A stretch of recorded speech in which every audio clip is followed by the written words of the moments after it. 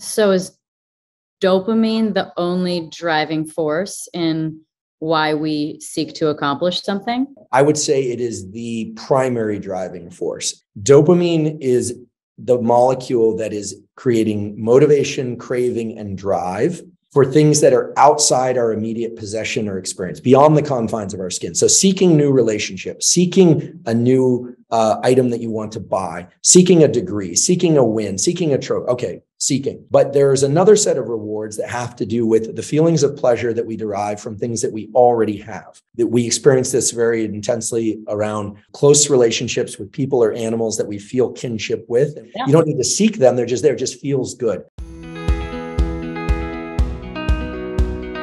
Welcome to the Pretty Intense podcast. Today is definitely pretty intense.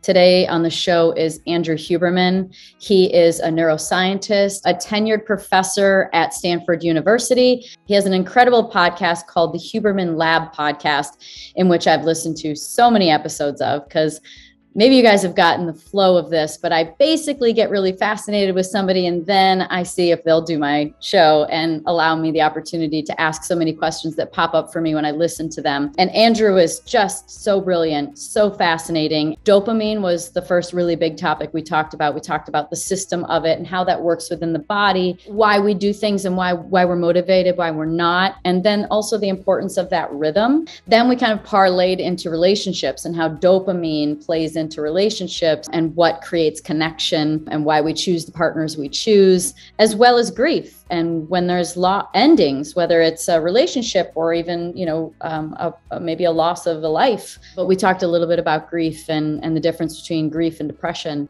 I think we spent the first 40 minutes talking about stuff that I had no idea we'd talk about. So I hope you enjoy the flow of this conversation. If you like the show, please hit the subscribe, the bell for notifications of when we have another show come out, and leave some comments below about what you think. I love that you have a magnifying glass over your shoulder in the background on the shelf. Yeah. Looks like one of those magnifying glasses.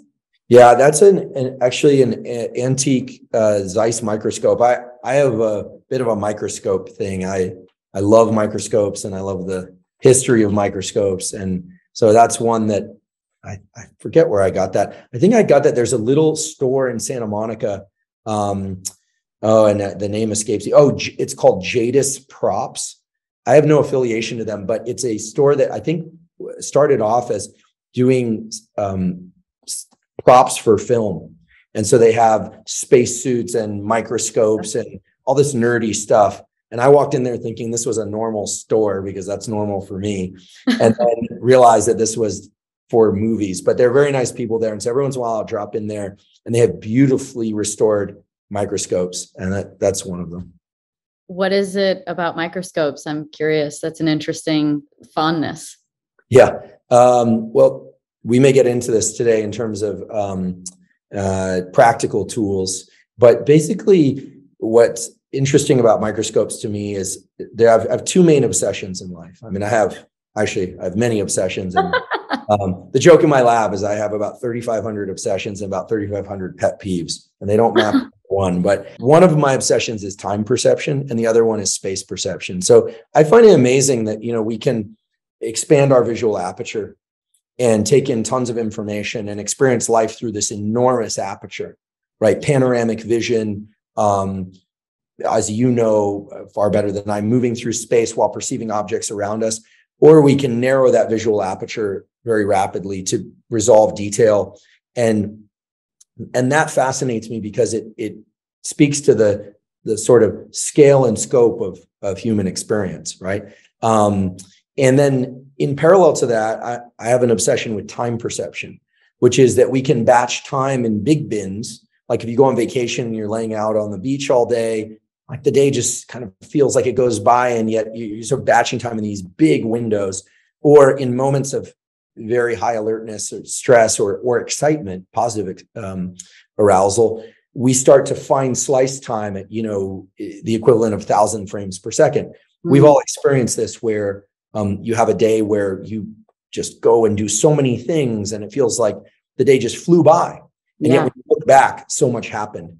Whereas if you go to the doctor's office and you're waiting in the waiting room, it feels like it takes forever. And when you look back, nothing happened. And the visual aperture and the time aperture actually scale with one another, and in some interesting ways. And we understand a little bit about the mechanisms of that. But when people talk about things like flow states, or flow has a very specific name as it relates to learning of skills. And this is the famous work of the psychologist Csikszentmihalyi, when something is just beyond our skill level and we're reaching and we're making tangible progress. That is what he described as flow. But flow, I believe, also relates to this incredible experience of when our time and space perception is ideally matched to the thing we need to perform. It feels very seamless. You've probably experienced this driving, right? Where all of a sudden, clearly it's you driving the car, but you're not in the mode of having to make decisions. Of course, you're making decisions, but what's happening in that state is that you are not perceiving time and space in a way that you're not actually perceiving your own decision-making process. You're moving faster than that in terms of your motor movements are precisely timed to the needs of and the dynamics of the cars around you in the race, and not tied to your inner narrative. And so it's not quick enough. The inner narrative is not quick enough. That's right. So this can get a little abstract, but the short answer is I like microscopes because down the microscope, you can resolve immense detail. It's like a whole other universe there, right? You look at anything under a microscope, it's pretty interesting. Is it a different universe though? Or I'm kind of fascinated with the idea of fractals and how our reality can again be under a microscope, zoom down and be similar. Of course, you don't see little people walking, but maybe it's something biological, maybe it's bacteria, I don't know. And then when you look from a macro level, also things can have similar patterns. What do you think about when you think about that obsession or that curiosity? Is there a question you ask yourself when it comes to the microscope, the micro, macro, and the time? Like, what are the questions you actually are seeking, perhaps? Yeah, well, you make the important point exactly, which is that there's a buildup of anything and everything from the same component parts, right? I mean, protons and electrons and atoms, we all know that. But in terms of how we build up a kind of what we call in neuroscience a hierarchical structure, I'll explain what I mean by that in just briefly. When you look at anything like a face or a car, the perception of that thing is built up from very basic filters and elements that exist in the eye and elsewhere in the brain that basically take the visual scene around you and break it up into dark lines and light lines and moving things and the direction they're moving, and then creates these perceptions, really this best guess about what's out there. Okay. So for instance, if I draw two dots on a piece of paper and a line right below it, and I show it to you, you will get a slight sense that that's a face, right? But if I were to draw the line vertical, less so. And if I were to draw the line, curved and off to the side, you would never think that was a face. What that tells us is that our perception of faces is built up from these basic component parts. And indeed it is. So there's this kind of what's called a hierarchical models. And this is how we perceive everything. Everything. So a song has its component parts of tones and et cetera. So when I look down the microscope, there's an ability for us to shrink our perception into that narrow space and time domain and to kind of get lost in it. But what's remarkable about the human experience, and actually what's remarkable about being human, and we don't think other animals have this, although we don't know for sure, is that we can deliberately expand or contract our space and time perception. I can make the decision to be in this zoom and narrowly focused. I can make the decision to expand my thoughts. I can, nowadays people talk a lot about ADHD and ADD, some of which is clinically valid, attention deficit disorders, some of which is just kind of being distracted. We're having a harder time nowadays because of the number of things pulling us out of this kind of tunnel of focus. That said, I think that human beings have evolved and thrived largely on their basis of people's willingness to stay in a narrow aperture of experience. So learning to drive a race car and then to race at the level that you have and to do the other things that you've done requires either a love of and or a dedication to being in a pretty narrow aperture set of experiences, exactly. right? And to your whole life, actually, it's funny. I can talk about that, but that's exactly right. Yeah, and I think that inside of those narrow apertures we create new milestones and rewards, and it speaks to the kind of the reward systems of the brain are pretty generic. They relate to dopamine and serotonin mainly, mostly dopamine. Dopamine is this incredible neurochemical that makes us feel motivated and in a state of craving and drive. Well, you think about when you're in a narrow aperture of, say, pursuing a school degree or pursuing a win in a race. I mean, it's as if this system, which is indeed very generic, dopamine, you're now saying, okay, the currency of reward is not the dollar or the Bitcoin or the euro, it's dopamine. And I'm going to superimpose that onto this narrow aperture of experience. Now you finish that. And then a healthy person says, a healthy athlete or student or physician, whatever, says, okay, now I'm going to make the dopamine about the healthy relationships of my life or my health, my bodily health. The unhealthy entrepreneur, parent, athlete, et cetera, can only derive dopamine inside the narrow tunnel of that one experience. Right. And in that sense, it's very much like true addiction. Drugs like cocaine, amphetamine in particular, but other drugs as well. For some people, alcohol, but not everybody.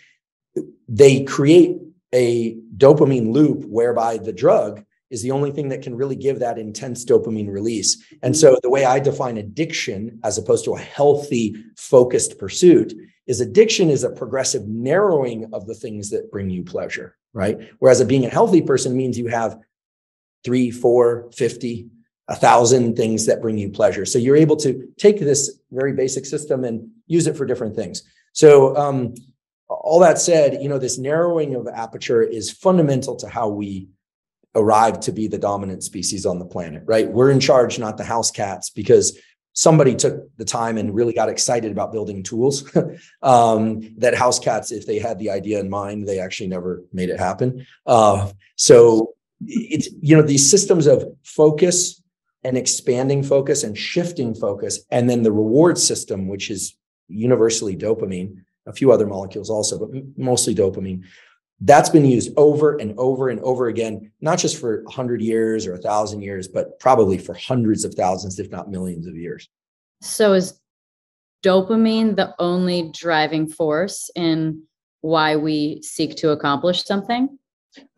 Great question. I would say it is the primary driving force. It's supported by other molecules. So we can very clearly state from a place of, I think, great confidence that dopamine is the molecule that is creating motivation, craving, and drive for things that are outside our immediate possession or experience, beyond the confines of our skin. So seeking new relationships, seeking a new item that you want to buy, seeking a degree, seeking a win, seeking a trophy. Okay, seeking.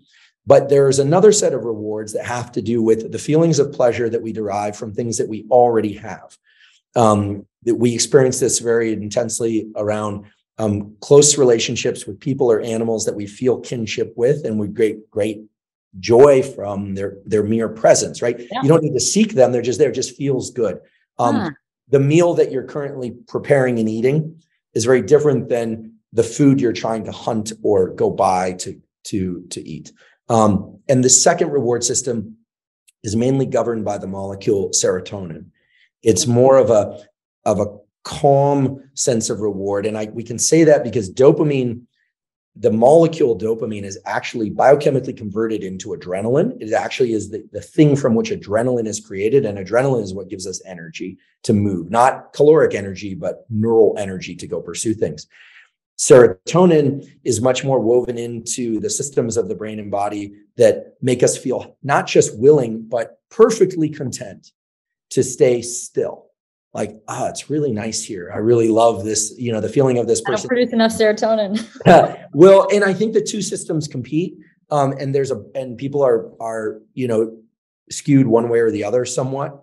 There's skills and things that one can do to learn to access these different systems. And there are other reward systems and motivational systems too. The so-called endogenous opioid system. We all can make these endogenous kind of painkiller feel-good molecules. These are not the opioids of the opioid crisis, although the molecules are exactly the same. The opioid crisis is due to companies making a synthetic version of this soothing painkiller molecule and then putting it in a pill that provides it at very high dosages. Now that has clinical uses. Like if you go in for a surgery nowadays, they'll prescribe fentanyl almost always. But of course they can be abused and they're highly addictive because normally we don't experience fentanyl levels of opioid circulating in our body unless we've, run a 100-mile race and we're trying to save our family from famine or something, perhaps just as an adaptive mechanism. But yeah, I would say that dopamine is responsible for most of what humans have accomplished. Yeah. And those who are able to access it, and I have to, presume that this is probably what your experience has been. I mean, that ability to set a goal, a milestone, and work toward it. Oh man, only driving force. Literally. That's when people ask me what I love about racing. I was like setting a goal and achieving it. Yeah. Well, and dopamine's interesting because it obeys a very simple set of rules, which fall under the umbrella of what's called reward prediction error. And when you hear this, it's sort of a duh, but we know this from literally recordings from neurons using electrodes or imaging.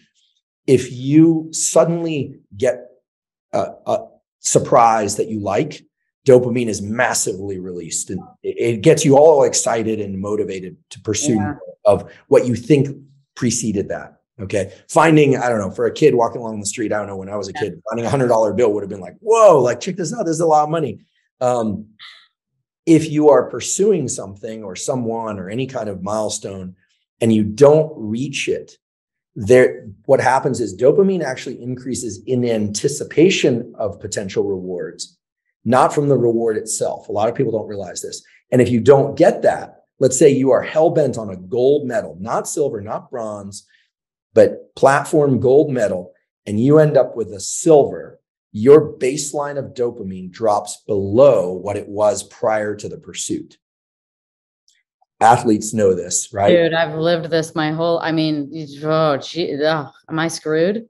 No, cognitive, the beautiful thing about the dopamine system is that the prefrontal cortex, which is involved in planning and decision-making and rationalization, is also wired into the system. So one can say, okay, that was a learning experience. And the rewards came from the fact that I didn't get bronze or whatever. We can reframe, but in the strictest sense, that's the way dopamine reward prediction error works. Now, the other thing is also true, which is that if we are in pursuit of something and then we achieve it, there's a positive feedback loop whereby the brain and nervous system better remembers all the steps that led to that successful completion of the milestone.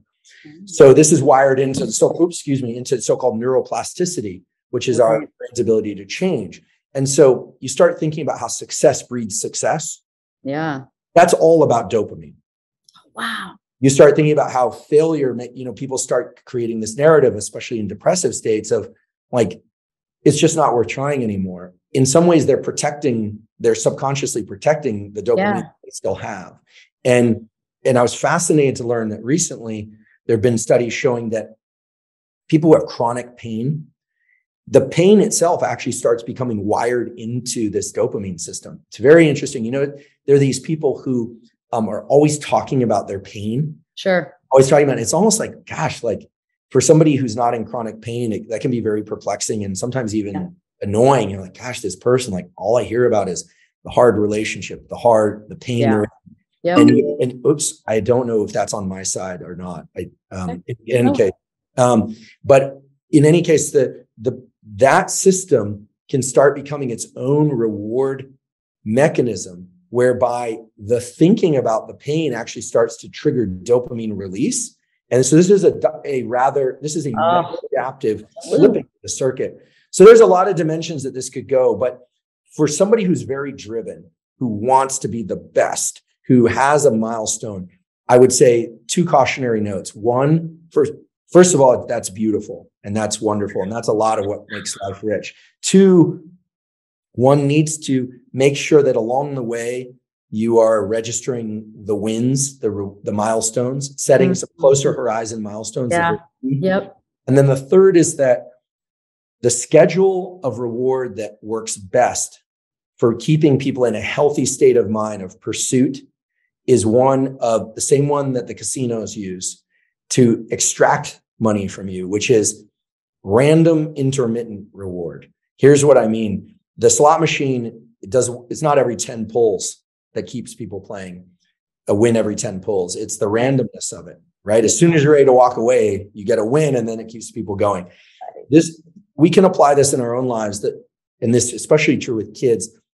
It's great to reward your wins, but every once in a while, take that gold medal and just don't say it wasn't good enough, but just go right back into living life and pursuing new pursuits. What I've seen over and over again is that people that are very driven become so attached to this dopamine reward system that they get they reach the milestone, and then they feel depressed. Well, why? Because dopamine is released by pursuit, motivation, and craving, not by reaching the reward itself. So the journey being the destination is a dopaminergic, as we say, phenomenon.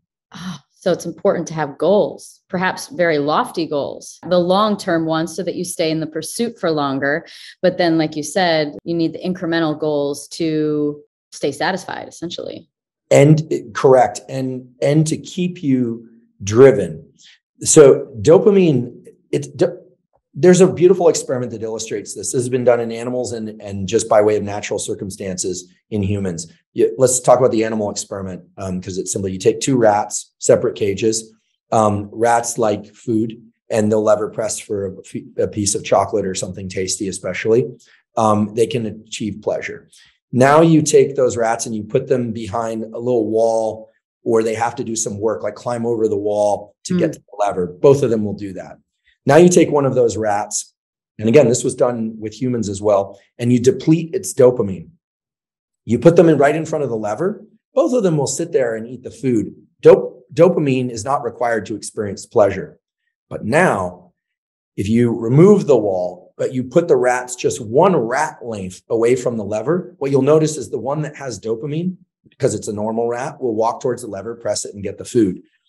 The rat or person who does not have dopamine won't even move one body length away to reach pleasure.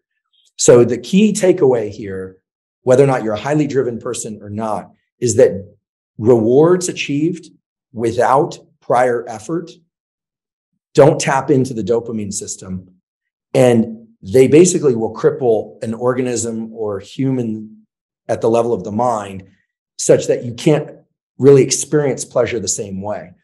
What do I mean by this? So if you're scrolling on Instagram for an hour a day, and that's great, it feels great. You see things, you see people, you get some likes, you put some comments, et cetera. If you do that over and over, what you find is that you're sort of on there, but you don't even know why. Or if you've ever eaten a delicious piece of food when you're hungry, tastes great. But if you've ever just sort of been eating, you don't even know why you're eating. It doesn't even taste that good. And yet you feel this compulsion to keep going. And that's because the whole dopamine system is really geared towards trying to reestablish this baseline. And if we know one thing for sure about dopamine is that if you have a big peak of dopamine, it always goes back down to baseline and sometimes a little bit below baseline. And that below baseline generates a feeling of pain and lack. This is well-known neurochemically. It's well-known psychologically. After a big win, there's always going to be a crash. Sometimes next day, sometimes 3 weeks later. That crash is actually a resetting mechanism of levels of dopamine. So if you're ever feeling especially low and like you're not motivated, there could be one of 2 things. One, you're not in pursuit enough, but if that low or amotivation comes from, or lack of motivation comes from having been working really hard or in pursuit, you need some rest in order to reset the dopamine system. A lot of people that experience a big win, or there's this phenomenon of postpartum depression. A child finally arrives, it's born, and then women, oftentimes men too, but more often this is described for women, will feel intense depression. The anticipation is gone. And this can be very detrimental, of course, for them and for the baby. But all that needs to happen is a waiting period where we are not in pursuit. And then it comes back to baseline. So everyone differs in terms of how long and how much to pursue things. But once we learn to kind of dance with these mechanisms, we can learn to really be in pursuit and then throttle back. I'm sure it's a lot like driving. I don't know anything about race car driving, but I get the sense from watching a few races that it seems like they're not racing the whole time. Is that right? Yeah, there are definitely times where you're more conservative, or you're playing it safe, or you're conserving your tires or fuel, or, something like that. There are times like that for sure. Mm-hmm. And I guess you have the pit stop in racing, which is sort of, yeah. I guess, is sort of analogous to some of these neurochemical resets. Yeah. In any event, I guess we went down the rabbit hole of dopamine. That's great. But that is, I think, at our core, I think dopamine is responsible for so much of our life experience. Yeah. So will we always get back to baseline if we rest enough, or are there ways to lower your baseline dopamine levels? And if there is, how do you get them back up again? Yeah. So the quickest way to deplete your dopamine and to end up in a vicious, often dangerous cycle of pursuit is any of the classic addictive drugs. So especially the drugs that trigger dopamine release. So cocaine and amphetamine are the most famous for creating the most dopamine release. And as a consequence, what happens is, okay, so let's say, and I'll just say it. I mean, no one should use these drugs. These are very destructive for the following reason. The first time somebody uses cocaine or amphetamine, they get a massive increase in dopamine. Mm-hmm. Because of the way those drugs are chemically structured. Mm-hmm. Then the next time it's a little bit less and a little bit less and a little bit less. And then they use the same amount or progressively more and more, and they're now dropping below baseline just to get to normal, right? Any addict knows this. Yeah. Now, behaviors can do the same thing. For some people, these are called process addictions, but shopping addiction, sex addiction, porn addiction, adrenaline addiction. I mean, people have different people have their things. Some people have less of an addictive personality, some people more. There's some genetic biases there in terms of there's certainly circumstantial biases, right? If we know one thing for sure, if someone never has access to a drug, they're less likely to abuse that drug. Right. I'm not talking about out of mind. Yeah. Oh, that's well established. I mean, I'm not getting into the legal or political side of this, but there are other dangers with making certain things illegal too. So, that's a political legal discussion. But in terms of the biology, the key here is to understand that the bigger the dopamine increase, the bigger the crash, and the less likely it is that you'll ever continue to achieve pleasure from that thing. So let's take it to maybe a less sinister set of examples. Let's say you're the kind of person that likes exercise. But now you decide, yeah, I love exercise. But now you decide you're going to listen to music while you exercise, which itself kind of boosts your dopamine. Great. That's great. But now that peak is getting a little bit bigger. Now let's say you're like me and you like a double espresso before doing any exercise. Great. And then now let's say you add to that one of the more high potency pre-workout drinks that are out there with, say, L-tyrosine, which is the amino acid precursor to dopamine. Great. I've taken those. There's some terrific ones out there. You feel like you can conquer the world plus music. Okay, great. Now let's say you do that a few times and you notice you need a bit more of the pre-workout drink, the music to be a little bit louder, and it doesn't quite feel like the first time, right? Mm-hmm. So what's happening is you're starting to do what's called dopamine layering or stacking. You're starting to bring in more and more things. People will there are natural behaviors that for evolutionary reasons make perfect sense. Human reproduction is closely tethered to the dopamine system. And I'm not just talking about sex, the verb. I'm talking also about the pursuit of a mate, the excitement about somebody new, the feeling that you don't need to sleep and life is so amazing in the early part of a romantic love. That's dopamine. That's just pure dopamine. Like the thinking about them all day, that's that shrinking of the visual aperture and the sort of cognitive aperture also, right? And then typically that will be, because evolution also understands that we need to nourish ourselves and get sleep and live our lives and things, right? I mean, although we've probably, you and I probably both know people that they fall in love and they sort of stop doing anything else besides fixating on the person. Right. Just a general message to people out there, like that's not conducive to the success of the relationship. Missing someone is actually a case of dopamine reward prediction error. Texting someone and not hearing back is reward prediction error in the negatives. So, right here it is. They always respond on a certain latency. It's like the slot machine, every 10th pull. Now it's like, what happened? That's that anticipation. Like, hey, what's going on? That's dopamine again. So in a typical scenario, though, we can leverage this stuff by just understanding that there's nothing wrong with dopamine peaks. There's nothing wrong with being really excited and happy and motivated. That's beautiful. But we need to toggle back and forth between dopamine states and rest states. And I think that a lot of people who are very driven or excited about the next thing, the new thing, I saw this the other day, right? These kids get ice cream, you give them ice cream and they take the first lick of ice cream and they want to know, can we have ice cream tomorrow also? Like they're completely out of the experience of it. And you're not trying to create little like Zen Buddhists where you're like, oh, wait, let's be in the experience of the ice cream. But it's so interesting to see that the way the mind works because, and here there's a great book about dopamine. There are two actually, neither of which I had anything to do with, unfortunately. I would have loved to write these, but the first one is called The Molecule of More because dopamine is all about more. If you find yourself eating a piece of chocolate and your first sense is, ooh, that's delicious, I'm savoring it, I want more. That's the dopamine system putting you into anticipation of the next little blip of dopamine. There's the book, The Molecule of More, speaks to this in a number of different ways. It's a beautiful book. The other book that talks more about sort of the pitfalls of dopamine and how it can lead to addiction, both substance abuse and behavioral addictions, is the book by my colleague at Stanford, Dr. Anna Lembke, who runs our dual diagnosis addiction clinic. She's a MD and psychiatrist, and it's called Dopamine Nation. And it's about dopamine and how it can take us down these somewhat complicated paths. She actually talks about her own behavioral addiction that she developed and explains that. And the solution to this is generally 30 days at least of no interaction with whatever the thing is, which for some people might seem excruciating, but that's generally the reset. But the serotonin 30 days without chocolate, how do I do that? Well, I'll tell you one thing, it will make chocolate taste that much better when you return to it. Oh, I'm sure. It will make it feel like the first time, right?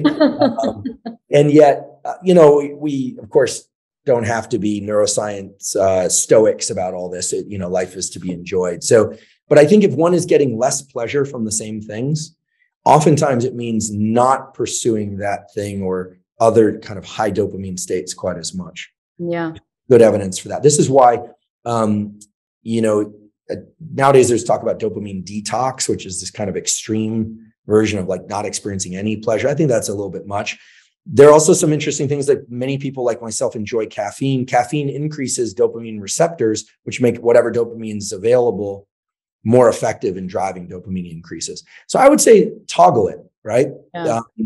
And I guess I should ask you in your race car driving career, were there times in which you felt that the pursuit just wasn't giving you the same edge? And in which case, did you think about bigger goals or did you think about kind of bringing the horizon in towards smaller goals? Yeah, that definitely happens where you can I think that's actually, I feel like that almost happens kind of more macro levels for your career when you kind of just lose the spark for it. It kind of comes and goes, I think, on a more micro level, race to race weekend. But I think about it more prevalently in the macro of your career where you just kind of lose the drive for it anymore. It's just something's not really motivating you anymore. It's not fun. It's not, you start thinking about the negatives or thinking about the danger or thinking about the things that you've so tunnel vision ignored and not seen. But I think that's what happens. And I think that especially in sports, I think usually when that probably does happen, that's, I think, why careers end quickly, is because you're at such a level and there's such an amount of energy and effort and danger in some cases that you can't put yourself in that scenario anymore, even if you're just slightly out. Yeah, danger is an interesting one because danger and the relief that comes from escaping danger can have their own kind of addictive loop. I was watching this, I don't know, the movie, of course, Free Solo, right? Oh, yeah. Like Yep. Alex Honnold. I mean, apparently he, and these are his words, not mine, neurologically, he seems skewed towards experiencing less anxiety and fear than typical people would. He may have some wiring either by experience or by genetics or both that kind of lead him to be less stressed in high risk, high consequence circumstances. But, that's an interesting movie because he lives, and yet it still freaks you out to watch. And I don't think it's just the visual. So it's the possibility that he might fall that is essentially the crux of the movie. Although they did a good job of making it about him also, and his, I would say his more, like his philanthropy and some of his other efforts too. Yeah. So I think that the key thing here is to have, again, addiction is a progressive narrowing of the things that bring us pleasure. And I don't know anything about enlightenment, but I would say that a good life is one in which you can derive pleasure from your morning cup of coffee, the sunshine, interactions with people, and your bigger goals. We so reward, especially in the US, right? We so reward people who just, set that like Michael Jordan level of focus. I mean, because they provide the entertainment for the rest of us, right? I'm not a big basketball fan, but if I were going to watch basketball, I'd probably, enjoy watching him because what he does is so phenomenal, or did. Right. But, the cost to that person's nervous system and to the nervous systems of the people around them is a real one. Don't get away with anything.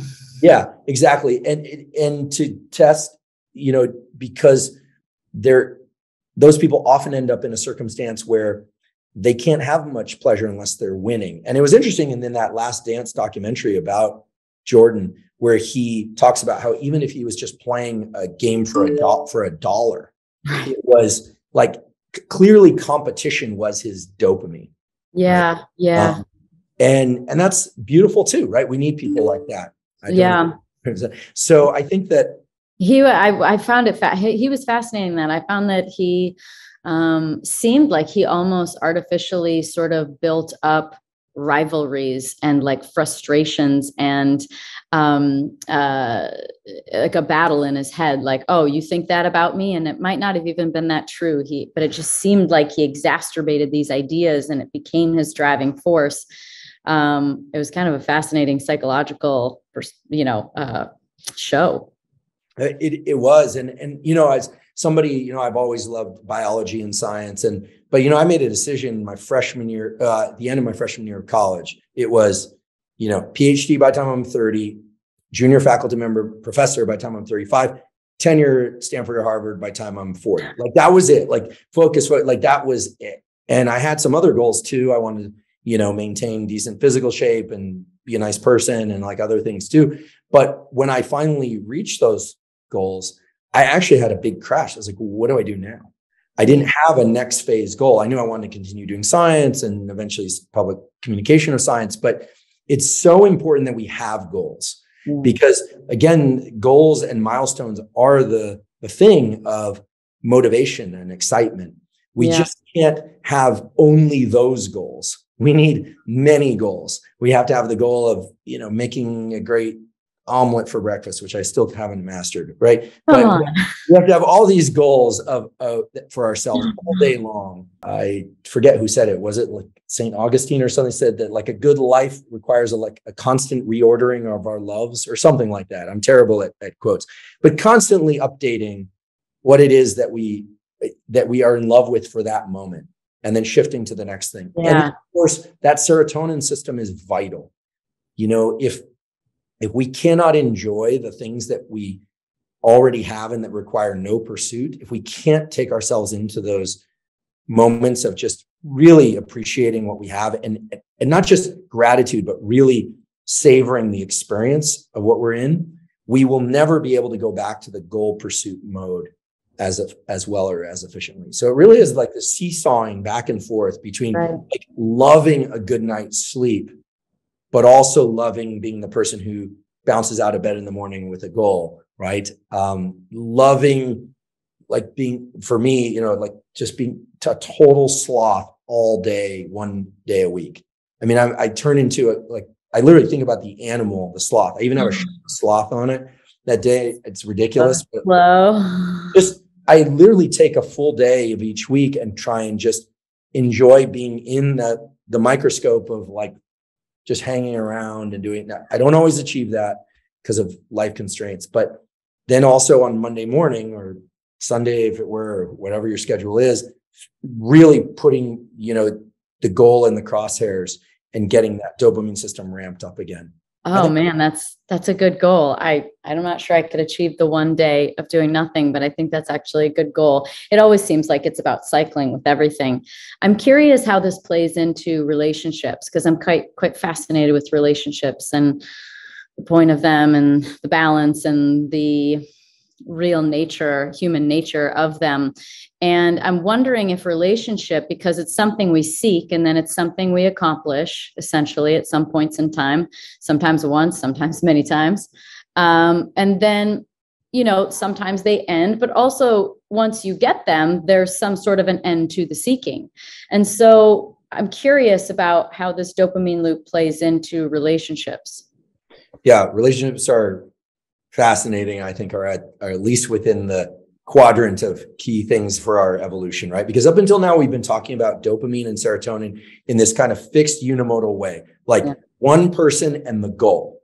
And maybe in race car driving, it broadens the context to, well, there are other people chasing a goal and there can only be one winner, right?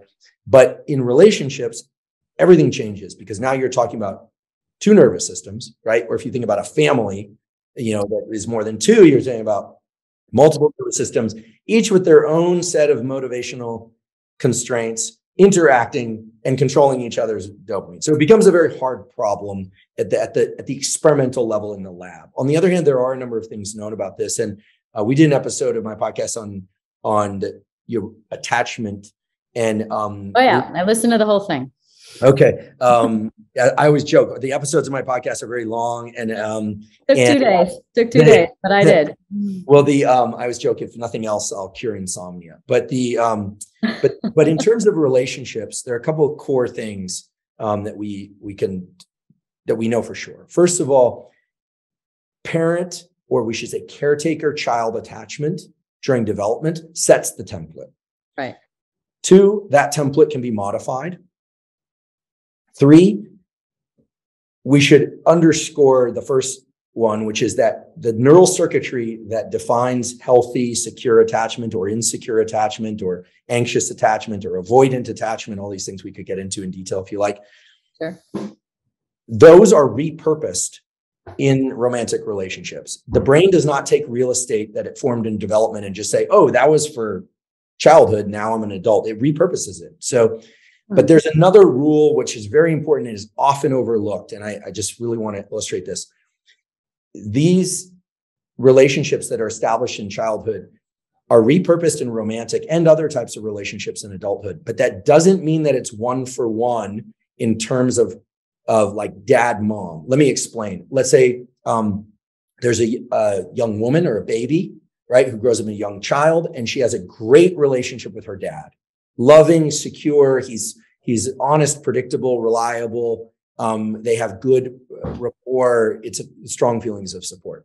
But let's say she has a negative relationship with her mother. It's anxious, avoidant. There's condemning. There's it feels insecure. It's unpredictable. All the kinds of things we associate with anxious attachment. Mm-hmm. Let's say in this particular example, this young girl defines herself as and is heterosexual. She's attracted to males. Okay. When she grows up, she may find herself getting in relationships with people that are not secure and behaving like her dad. She may find that she's drawn to men that are like mildly abusive or avoidant and you say, well, how could that be? She had a great relationship with her dad. Yeah. It always there is this rule in psychoanalysis and in psychology, which is that none of this stuff is wired for one specific gender or the other. Her preference is in this hypothetical example, she's heterosexual. She's only attracted to men romantically, but the attachment circuitry what feeds the reward system and predictability and punishment systems, et cetera, can be very much superimposed from the relationship with mom, which was not good in this example, to the dad. And this is really key because someone had a great relationship to their dad, great dad. Why would she end up in these these terrible men? And maybe all men are bad or whatever. And that's not the way it works. The circuitry is, it runs an algorithm. It's like 2 plus 2 equals 5 in this person. And you got like 2 plus 2 doesn't equal 5. She knows it doesn't. Like, this is crazy, but I'm not, in her mind, she's thinking, I'm not drawn to people that are healthy for me. Why would that be? Okay. So that's an important thing to illustrate, because I think a lot of times we hear childhood attachment translates to adult attachment, and people overlook the fact that there can be a swapping of gender in these kind of arrangements. Okay. Totally. And there needs to be a relearning. Now, fortunately, the relearning can occur. There's a great book called Attached that helps people. This was written by 2 psychologists that helps people define their attachment style. And I don't know that they made this point about crossover from mother to father to adult preference as salient as maybe they should have. But in any case, now, in terms of relationship, let's think of the typical arc of relationship. 2 people meet. We're thinking romantic relationship now. They meet. There's an interest. There's either, one would hope, a physical attraction and an intellectual, emotional attachment or attraction. So there's a number of like potential rewards there. And then, the dance that is relationship making is one of people anteing up vacation or anteing up living together, or, even just the whole dance of who pays for things. It's like people are offering resources. And people are getting excited in anticipation. They're failures, right? So-and-so didn't call back. They canceled. They're consistent. Like the things of value that one values become the things of dopamine reward prediction error. Okay. If you value communication, consistency, and throughput, for someone to provide those would give you immense dopamine release. Like, wow, this person is really reliable. Now, here's the stinger. For certain people, that is important to them, but they just sort of expect it, right? So if someone does it, it's not like they're like, wow, this person is so great. This is the danger of having a healthy upbringing, I always joke, is that, like, of course, like, it's like someone who grows up with 2 Ferraris in the parking lot, out in the driveway. And then someone picks them up in a really nice car, and they're like, yeah, like Ferraris are kind of the way life works, right? That wasn't your BMW is fine, but exactly. So there's always this kind of unique tailoring of how the dopamine system works.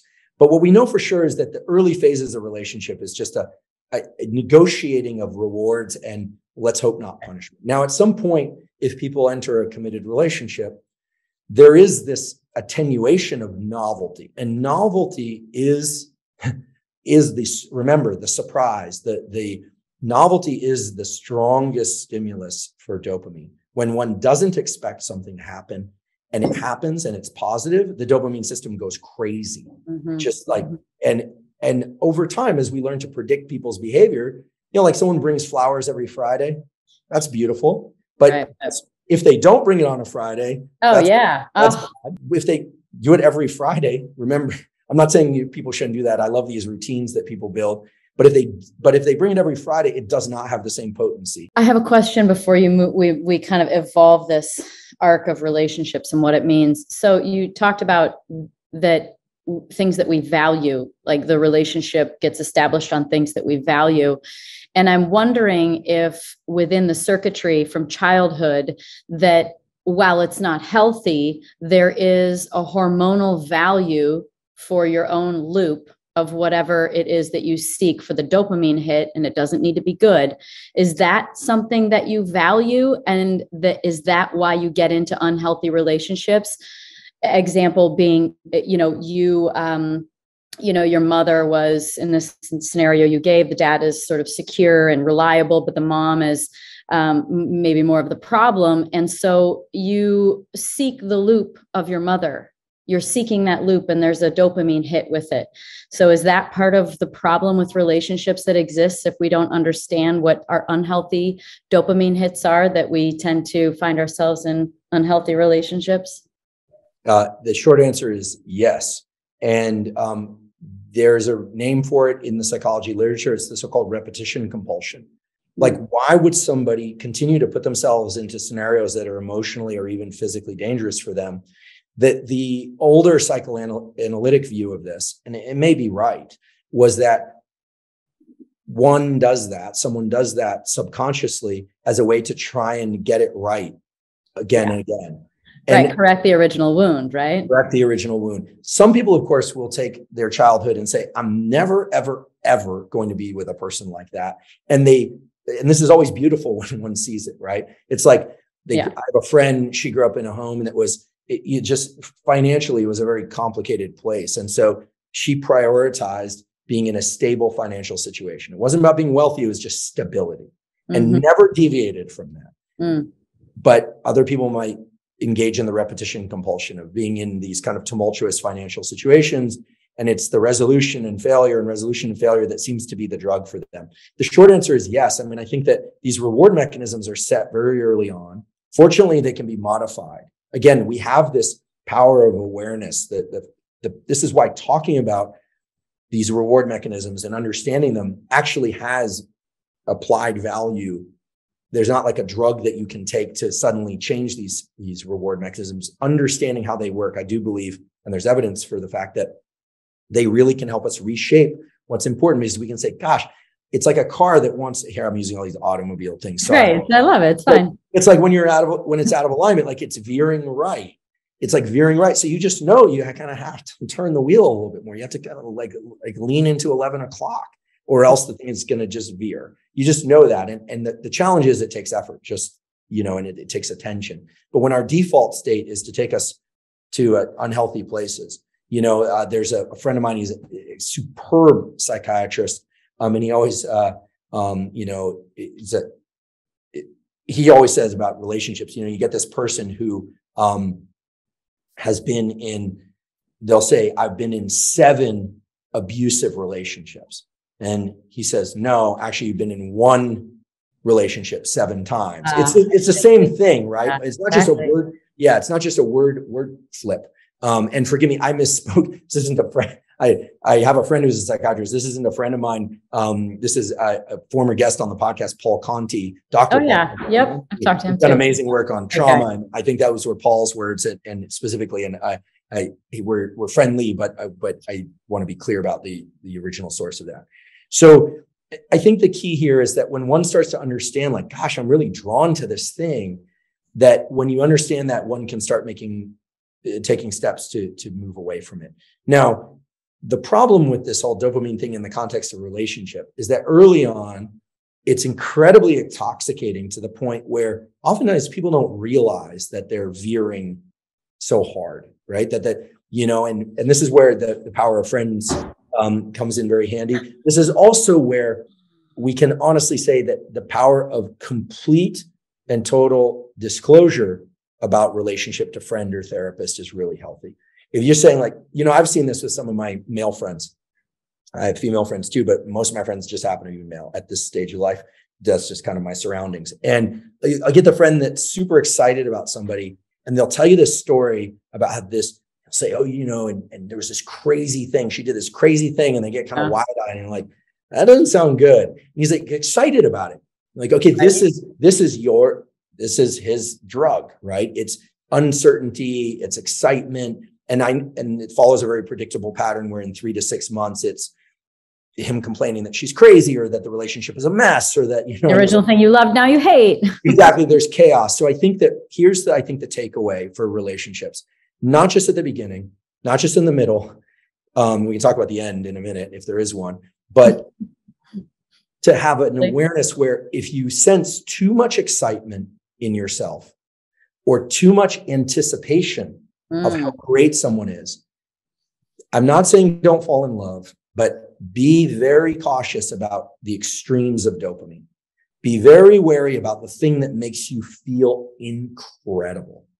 And I say this with some trepidation because I myself, love, right? I love love. I love love. But love falling in love is the best. Love falling in love, love being in love. I mean, that's true in romantic relationships. And I also, I love having a bulldog. Like, I love Tim. Like, love.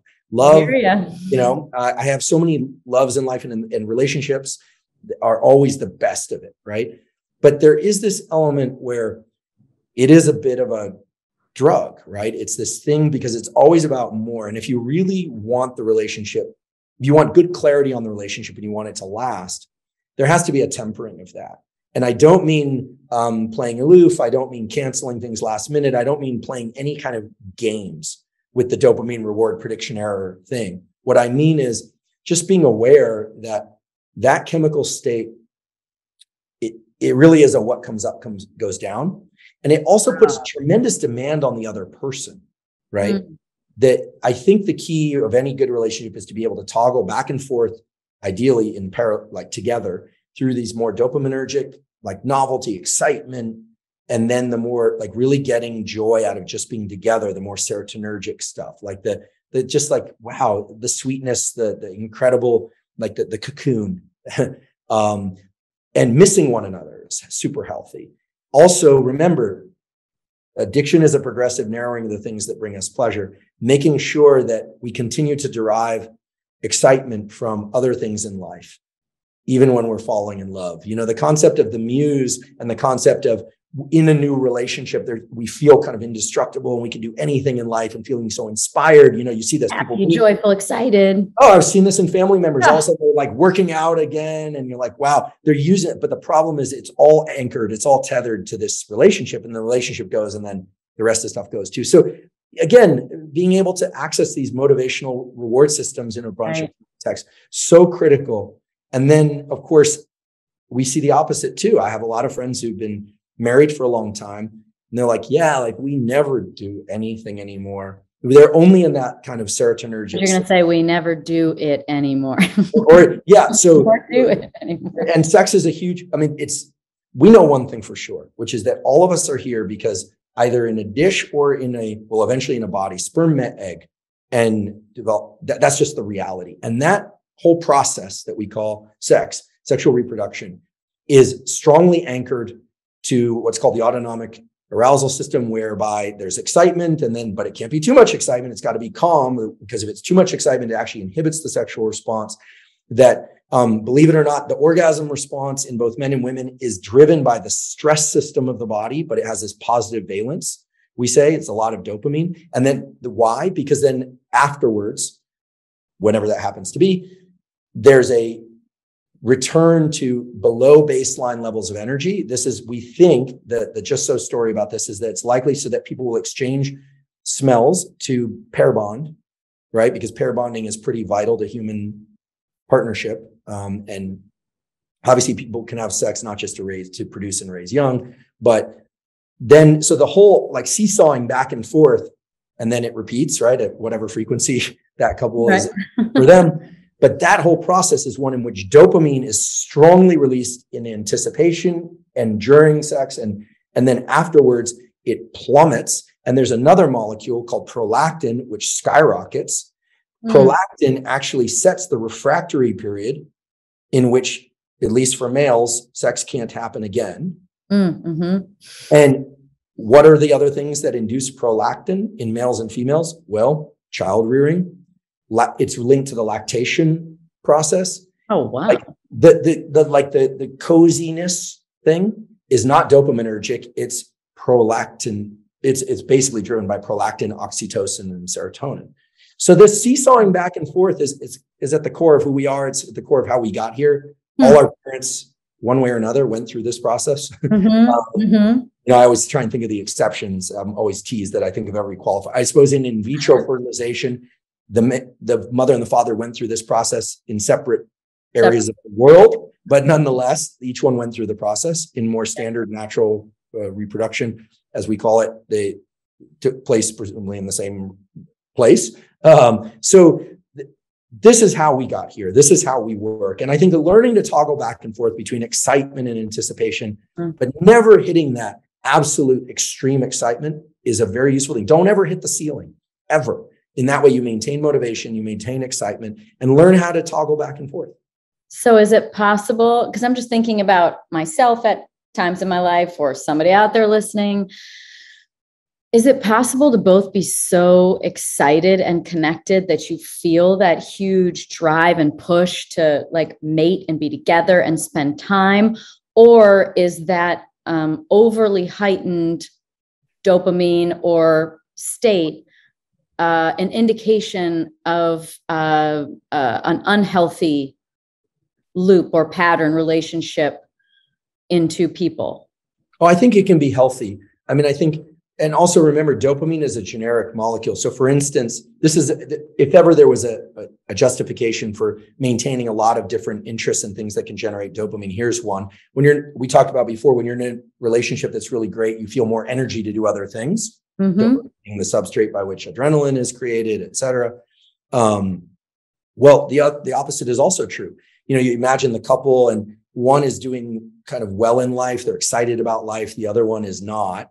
Well, the person who's excited about life is sort of like, is in a position to be more excited about the relationship. If you come home from a great day at work, or you got a lot going on, you bring that to the relationship. That dopamine bleeds over. It's like, because dopamine is all about possibility. It's like, hey, let's take a vacation this year. Let's take it. It could be a simple thing. Like, let's just take a walk, or let's start like going for a swim in the morning, or it's all about like, let's create newness. Right. So there is a way in which one can leverage different components of life in order to be more excited about the relationship they're in. I think that there's another piece to this, which is I think what you're asking, correct me if I'm wrong, which is that, if we're too excited about the relationship, will it inevitably fail? And I think the answer is no. One of the amazing things about love and relationships is that it's really about creating a story in one's mind about the past and what it means and projecting that story forward. And that's something that is just incredible, right? That's sure, sex is involved, but it's not just about that. I always joke, sex is necessary, but not sufficient, right? You need the other elements and one of the amazing things about this thing of love and attachment is that it's not all just chemicals and neurotransmitters. I don't want to give that impression. It's also about this ability to mutually write a story. Like, we met, there was this spark, there was this thing, there was this mutual interest. We made it through this hard thing. And the key thing, remember, dopamine is about projecting into the future. It is important to not just have plans, but to sort of take that story and project it into an infinite number of sequels, not just the one blockbuster picture that came out and ended. And now we're just going to kind of sit together and only focus on kids, although kids are a whole other separate, beautiful dimension of this. Some people don't want them. And oftentimes people will have them thinking that it's going to bring novelty to the relationship. I know so many people who have gotten divorced after their kids are about 7 to 9 years old. I'm like, what is going on here? I think that there are a number of different sort of transitions at that stage where the kids are no longer providing a ton of novelty. They need slightly less caretaking, although still substantial amounts of caretaking.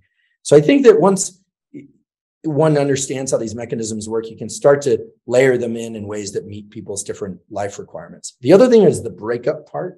You just mentioned this, that did an episode on grieving and breaking of attachments. The brain has a 3-part map of all attachments, whether or not it's to a person or to an animal, romantic or non-romantic. We want to know where they are in space. Like, literally, are they in Paris right now? Are they here? Where are they? Yeah. Where they are in time? Like, are they present now? When will I see them again? And then there's this attachment map. And those 3 things are tethered. Think of it like a tripod. They're tethered. When we break up, or if somebody dies, or if we anticipate that a relationship is going to end, the grieving process, we know based on neuroimaging, taps into the reward system and creates a system where we are anticipating the reward of love and attachment and connection, but it's never going to come. And that is, it's like an overactivation of desire but with the knowledge that there's nothing right there. If someone passes away, we're sometimes familiar with like turning around and expecting to see them. The brain expects to see them because the brain has seen them every time we've turned around. Waking up with the bed empty next to us is incredibly hopefully people experience at least one breakup in their life. I think it's actually a healthy thing to experience that. Maybe you get back together. Don't do it. Don't break up just to do this, folks. But that feeling of like, God, like it's like this yearning. Well, that's the hungry animal or human whose the food is just out of reach. And the grieving process is one of reordering that map to understand, okay, maybe this person is not in their current physical form. They've died. Maybe that person isn't available to us because there's a breakup. Yeah. Understand that the craving is setting up literally a pain in the body. Remember, pain and pleasure are toggling also. It's physical and mental anguish because it's right outside our reach. And even though we cognitively understand that it's not available to us, the body still wants it.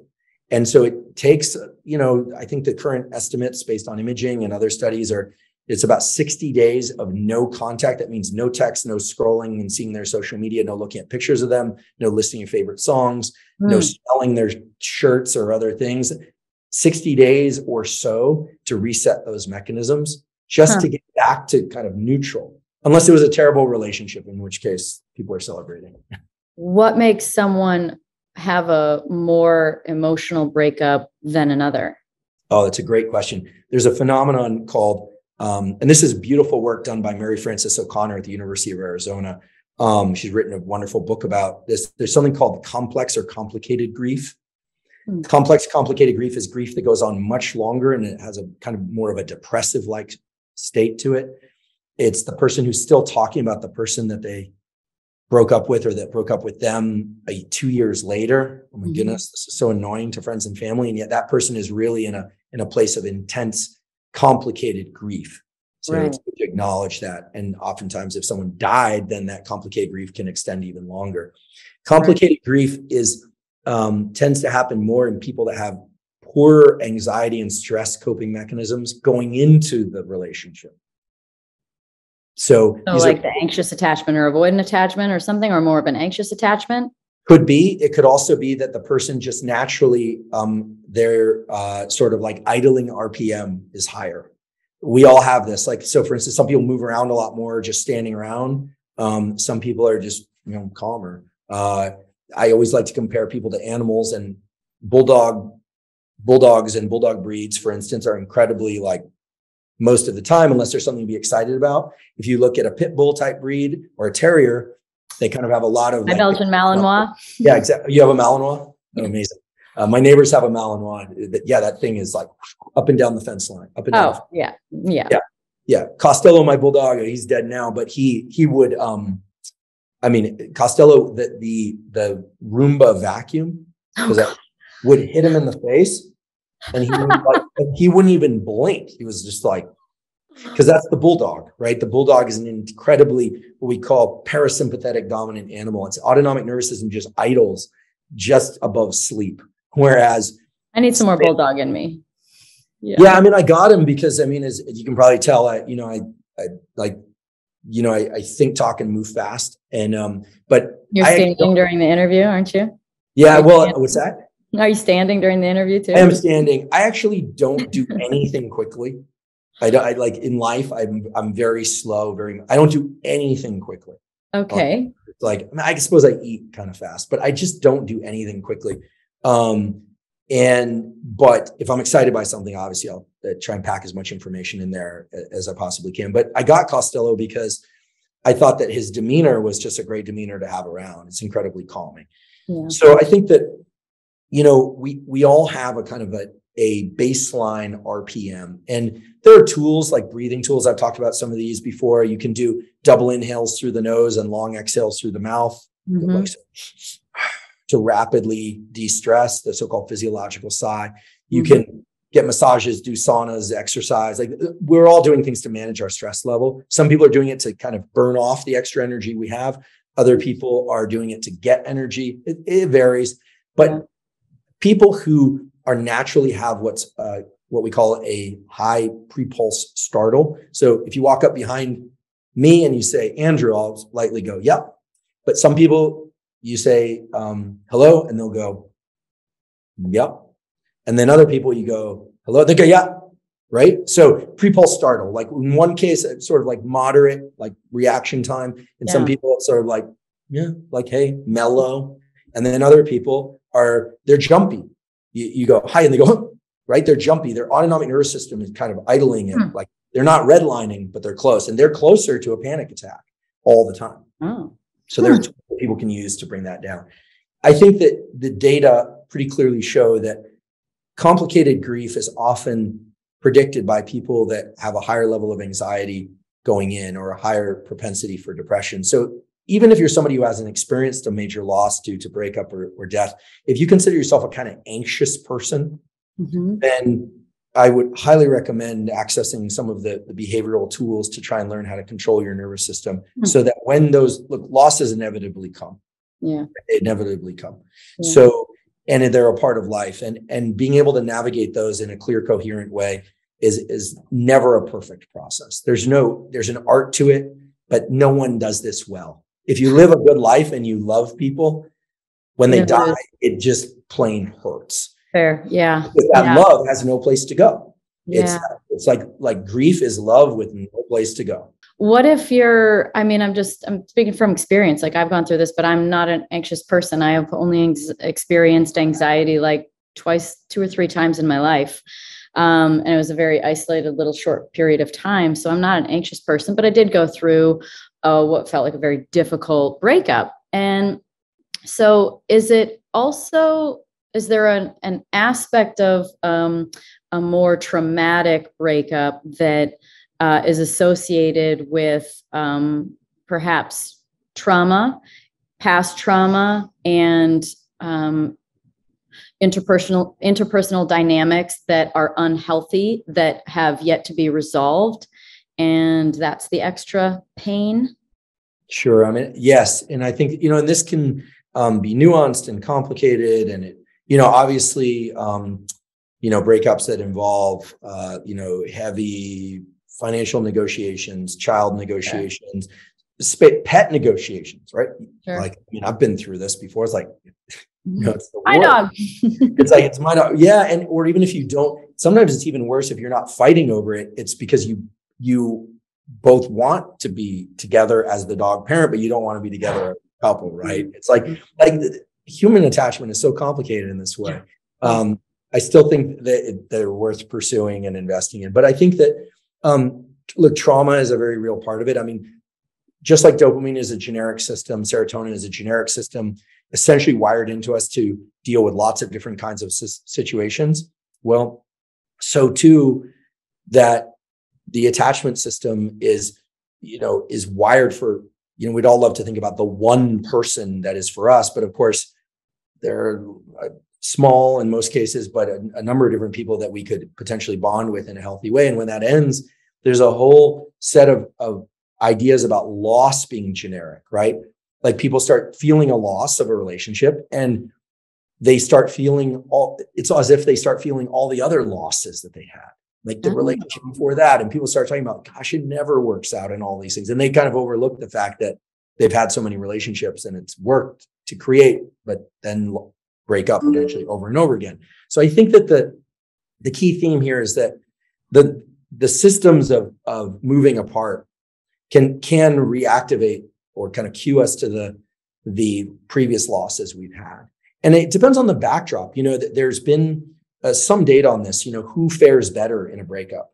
I mean, my anecdotal observation. Men versus women, you mean? Or? Yeah, I mean, I don't know that I want to go there, but not for political correctness reasons, but I don't know how good the data are. What I will say this is the person who is able to feel the intense sadness and maybe anger and maybe also love and maybe also regret and maybe also shame and maybe also anger, the person who can get closest to the real feelings will move through it more quickly.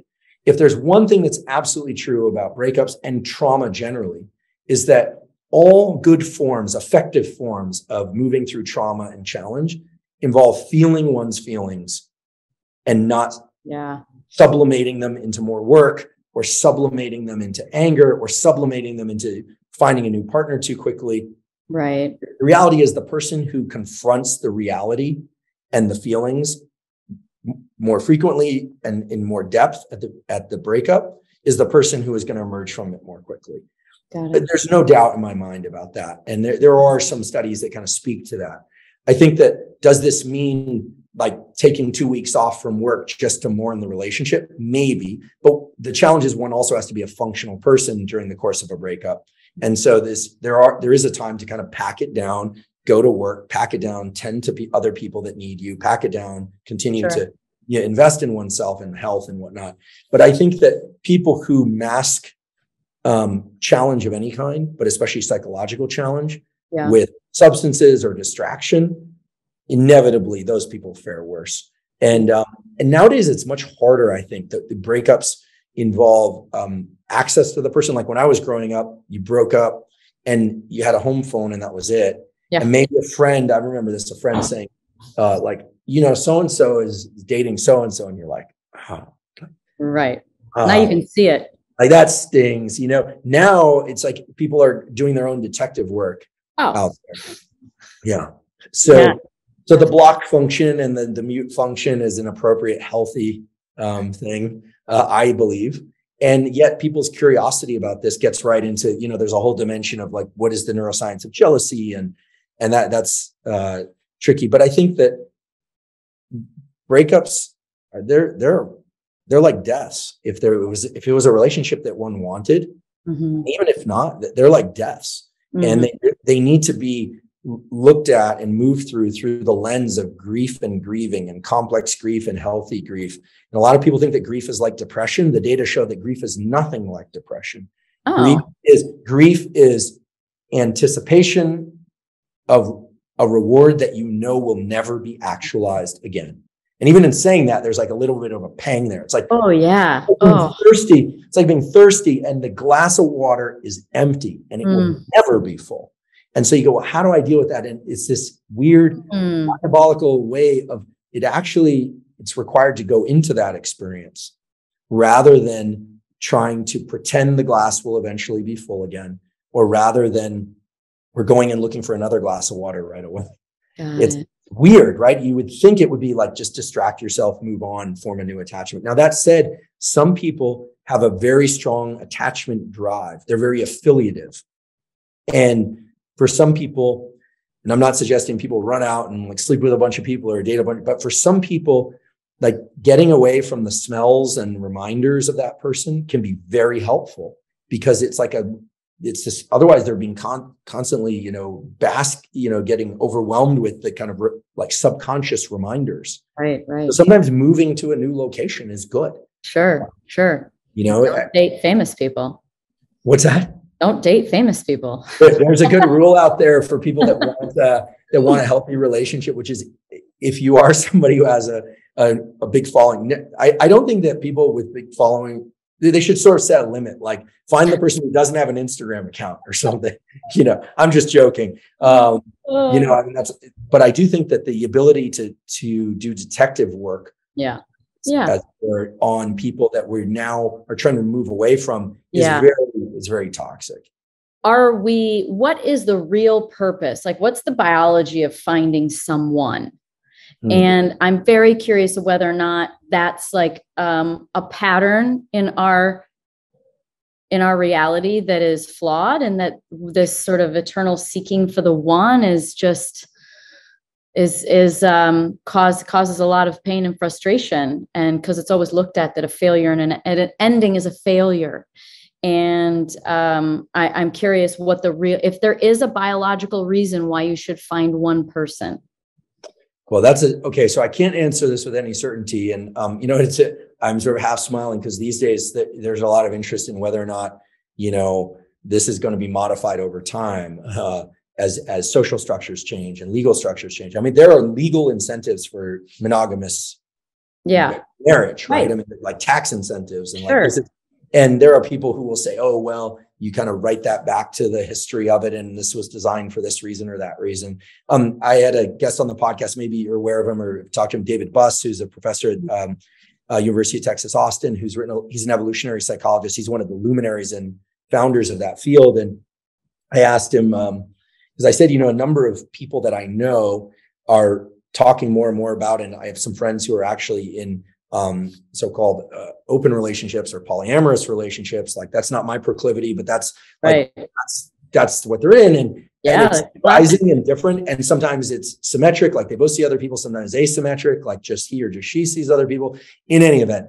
And he said, that there's been a growing trend in recent years, the research says, toward people rewriting some of the typical rules of relationship in order to in order to counter these fear of loss and breakup, and yet having to deal with some of the more primitive aspects of our wiring, like jealousy, right? I mean, I think people in those relationship arrangements still get jealous, and actually sometimes the jealousy is the fuel for the renewing. This is kind of like there are people. That sounds like a fun loop. Yeah, not to me, but I think to some people. No, of course not. I realize you were being sarcastic, but it's interesting. So why the one? Well, I think that human relationships and pair bonding, as it were. So here we're thinking about the more typical scenario is monogamous relationship, maybe even monogamous marriage, right? Is certainly the most typical. And we do write stories about that from the time we're very young. You hear about like Princess and Prince, and you hear about. Oh gosh, yeah. You know, I mean, my sister's little girls are like, "When are you going to get married and have babies?" And I'm like, I don't know. Right. So there's this scripting of the story, right? And nowadays, I think there is a lot more room around. Like I know a number of very, very happy, amazing couples that don't have kids. They do have dogs, just saying. But they seem very happy and they've chosen not to have children. I know people who have lots of children seem to just want more and more, and that's where they thrive. I think that there is whatever the story is in one's mind about what success represents in relationship will be the driver of whether or not these chemical systems are activated to a greater or lesser degree. So for instance, if someone really wants marriage and children, they can tell like deep down, and they can tell themselves all day that, you know, they're okay with the fact that their partner doesn't want kids. But the reality is they're always going to feel a little bit underwhelmed by their own experience. Unless they do that cognitive remapping to go, okay, well, got all these other things, right? So the power of decision-making is strong, but it's not infinite. The power of understanding a mechanism or understanding, okay, well, got all this, although I didn't get that, is powerful, but it's not infinite. We can't, I don't believe that we can completely overcome our deepest wishes for ourselves. I don't.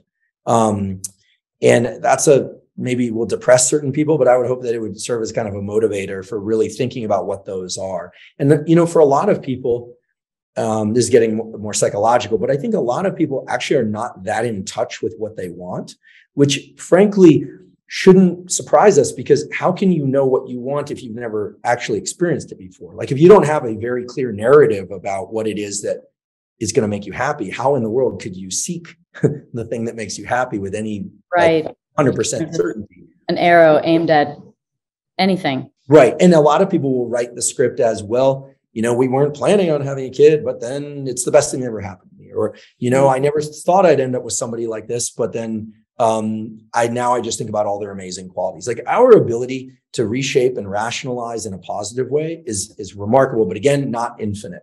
And so I think that I do believe that the honest conversation with ourselves and with other people, whether or not in the context of a friendship or a therapist, or if someone is truly alone and, you know, journaling, right, is incredibly powerful. And, you know, this has roots in some classic psychology where people would do empty chair work. It's kind of an old technique now, but what's that? People will literally stand in front of an empty chair just by themselves, no therapist around, and have a conversation with themselves. Why would that be useful? Well, some of the early psychologists realized that honest conversation with oneself is prone to all sorts of, like your mind can get distracted. It's hard to third person yourself in your own head, right? But if you will see yourself there in this empty chair, that can be useful in bringing about like real honesty. I think people do all sorts of things. They drink too much. They go on different types of journeys of different kinds, pharmacologic or others. So they think that the truth is just going to kind of emerge. And while I don't have judgment about those pursuits, I think that it's worth people really thinking about what they truly want. And I think nowadays there's almost a shame associated it's not a good one, but a shame associated with really defining what one wants and really articulating it. Because let's be honest, the moment that one is really clear about what they want is also the moment in which the not getting it becomes more powerful as a punishment or kind of lack of dopamine reward. So there's a power in denial, right? Anyway, this is getting very psychological, but my stance is I really believe that human relationships are among the most incredible source of these things because of the learning that occurs there. Like, I think one of the most important pieces of scientific data that I've ever learned is from my colleague, Ali Crum, who's in the Department of Psychology. She works on mindsets. I think this will resonate because your mindset is such a strong one. And I think that she's studied stress, she's studied fitness, she's a clinical psychologist, research professor at Stanford, and was a D1 athlete. She's an amazing person. You guys should chat at some point. I feel like I want to be a fly on the wall for that conversation. But they've done experiments where basically if people take the mindset that stress grows you, or that in a relationship, effort counts, or that stress on a relationship, obviously you don't want to endanger oneself, but that if you take the mindset, stress grows me, then outcomes are far better than if people think like stress is to be avoided. And it seems so simple, but that mindset is a very rare one. In fact, in her studies, they only really saw that mindset occur reflexively in already through SEAL training operatives in the SEAL community. Everyone else, D1 athletes, professional athletes, entrepreneurs, students, doesn't matter where they went to school, like, no, stress is bad. In any case, I think Ali's data are remarkable because they show that essentially what we believe about stress and challenge defines the trajectory of the relationship to that stress or challenge. And in the context of relationship, if both people, and here's the challenge, both people take the mindset, like, we're going to try and make this as great as possible.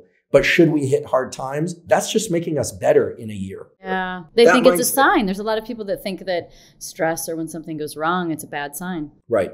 And in fact, stress is a chemical cue to the brain that we need to rewire and change something. And that's an opportunity for rewiring. And I think that, people say challenge is an opportunity for growth, but that, like, in the physiology context, when the body is stressed, the brain goes, wait a second, everything's different about this environment. And whatever happens now is going to dictate how I'm going to function in the future. If the brain never gets stressed, why would it ever change? It's like it's doing everything just fine. The stress is a chemical milieu. It's like bad weather that says, we need to patch the roof, right? Without that bad weather, it's just these gaping holes are always sitting there unbeknownst to us. Okay, well then I'll ask these last two questions. They kind of go hand in hand. And the first part is just, do you know yourself? Oh my. Well, I certainly believe that among the best advice in the world is, I certainly didn't come up with this, is the oracle, know thyself. I mean, I like to think so. I know the feeling states that I prefer. And I like to think that I've expanded the number and range of feeling states that I am willing to experience. And I think that serves me well at this stage, without getting into a lot of backstory. I mean, I've been in therapy for a very long time. It was actually a requirement of me being able to stay in school because I was a wild, not good teenager. And my life circumstances were challenging, less than some, more than others. But, I definitely continue to do my own personal work.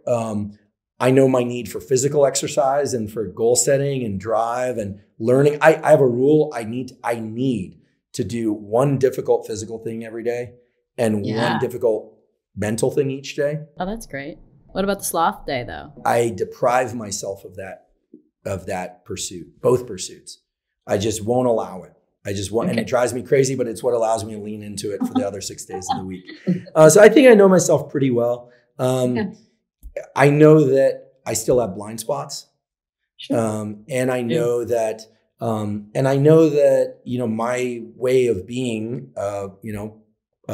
is not for everybody. And I'm not concerned about that. I think that that's something that comes with age. I think I'm 46 now and I'll be 47 soon. And I kind of looked forward to the stage where I certainly, if I ever offend somebody or I, insult them in any way, that would be inadvertent, I can assure you. But I would hope they'd tell me and then I'd modify my behavior. But I no longer spend any time whatsoever thinking about whether or not I'm getting approval or not from people or validation. That's a freeing place to be. Yeah, I think that all people should seek to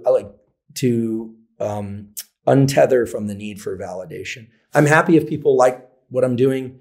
I'm not pleased if they don't, in the sense that especially if they're people I'm close to, I'll try and adjust. I don't really feel much from just sort of like judgment, unless it's given to me as like with a, hey, like you might consider doing it this way instead. Well, the second question I was going to ask was going to be, how did you achieve that? Do you feel like you answered that through therapy and time and age? Therapy really helps as long as you have a good rapport with the therapist, right? According to Paul Conti, that's the critical thing, rapport. I have a good rapport with the therapist and 100% honest disclosure, start to finish, with self and the other person. And yes, and self-care, like meaning hard physical exercise, hard cognitive work. Yeah, I think I've had to work at it, but the main one, and this is the stinger, is that life experience, right? I've had a lot of people die. I've had breakups. I've had great relationships. I've had, you have to live life, as you know, like one has to live life and make mistakes, hopefully not fatal ones, but make mistakes so that you have the opportunity to learn, but try not to make the mistakes twice. So experience and a hell of a lot of introspection and, well, a lot of work, basically. You have to care and want it. Okay, well, then the last question is, what question is it that you most want answered? Like, what's the thing that you wake up thinking about, you go to bed, you walk around, you look out, and you're like, man, I just really want to know? That's a great question. I concern myself with not why questions, but how questions. So I don't spend a lot of time thinking about whether or not we have free will or why we're here or not here. I have thoughts about that and curiosity about that. But I never wonder why, like why me, or why are people so crazy, or why are, bulldogs so great? I don't ask why questions. I decided pretty early stage and still now to concern myself with how questions. I look at the world and I think, where are the pain points and the opportunities for growth? People are stressed. People need sleep. People need to improve their fitness. People need to move through relationships, break up. And I think, like, how can we do this better? What are the tools? How can we do this better? How can I contribute?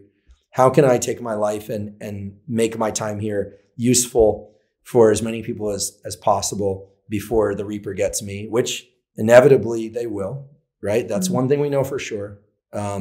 Hopefully David Sinclair will push that number out. David's got us all to 120 right now. He tells me that I eat too much steak and that I'm going to die by 75. I say 76. There's a lot more people that die from not eating steak than eating steak. I would argue that too, and I'm half Argentine, so but I think that's really where I'm at these days, and I always was. And I think, like, now and forever, I concern myself with how can I make my life count while also enjoying my day-to-day experience, and how can I take that? I've been very blessed, right? I've had some challenges in my life, but I've been very blessed. And I want to take what I learn and what I can find, and I want to get it out to as many people as possible so that they can benefit. And so it's a how can I do that better? So if we distill it down to a how, is it how can I contribute to society the most? The simple one-line question would be real close to that. It would be, how can I make my life as beneficial to humanity now and going forward as possible? Well, that's extremely admirable. That's wonderful. It's just the way I'm wired. I'm hardwired that way. That's why you're into so many things. That's why you talk about attachment, but then you talk about cold therapy and you talk about, like, all the different things, because how can you do that unless you help in so many different categories? And I suppose from a selfish perspective, by making it a broad pursuit, there's no way I can achieve that across the board for everything and everyone. But what that means is that there's dopamine forever for me. What is it, 3,500 things that you like? At least 3,500 pet peeves and at least 3,500 loves. Yeah. So. Fantastic. All right. Well, thank you so much. This was very interesting. Thanks for having me on. I realized that I talked far more than I listened, and I apologize for that. I have a ton of questions for you, but we'll save that for another time. Maybe if we're lucky, you'd come on the podcast and then I can ask you questions about you and your experience. Fascinating. I love it. And I love your show. It's seriously, I don't know how much time you spend putting into your episodes, especially the solos where you're talking about things, but it's a lot of information in that head. Well, thanks. It's a lot of prep, but I really enjoy it. And again, I've been doing that since I was a little kid. I used to give lectures in class on Mondays until they stopped me. Yeah, it's sort of, I have a bit of a scientific Tourette's. I sort of can't help it. I love it. It's fantastic. I mean, I'm on vacation right now, and I'm in Newport Beach, and like I just go for a walk for hours and just listen. Especially this week, I knew I was talking to you, so I listened all week. So I wasn't listening to music when I went running. I was listening to you. Thanks so much. I really appreciate it, and I have great admiration and respect for your accomplishments, and also the fact that you didn't just take those and stop. That you're clearly on yet another incredible mission. So I look forward to more discussion. On another dopamine hit, you know? Yep. Thanks everybody for listening to the Pretty Intense podcast today. I hope you enjoyed it. If you like what you heard today and you want to hear more, please click on the subscribe button.